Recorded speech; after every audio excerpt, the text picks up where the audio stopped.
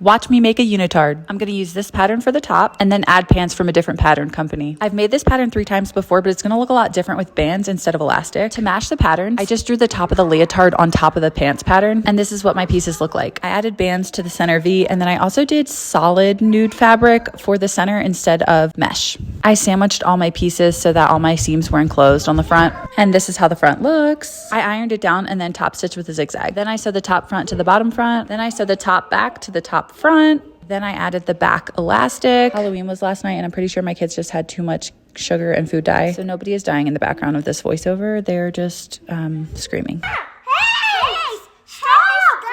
Now it's time to sew the sides together, and instead of just sewing it through both layers, I decided to enclose the seams again. If this is confusing, I can make a whole video on the burrito method. You can't always do it, but if you have a lining, most of the time you can enclose all of your seams. Now the unitard is pretty assembled, and I just have to add all the pink bands. I'll be so honest, I did not measure the band. I just stretched it and clipped it on. Then I didn't want the ends to be raw, so I sewed the ends shut. Then I did the armband. I tried it on to sew the neck clasp in, and then I measured to see how long to make the back strap. Now it's done and fully functional, and I can play around with where I want to put some decorative straps. My husband voted for this, so this is what I did. This one looks way better on the dancer than it does on the dress form, in my opinion. See you tomorrow.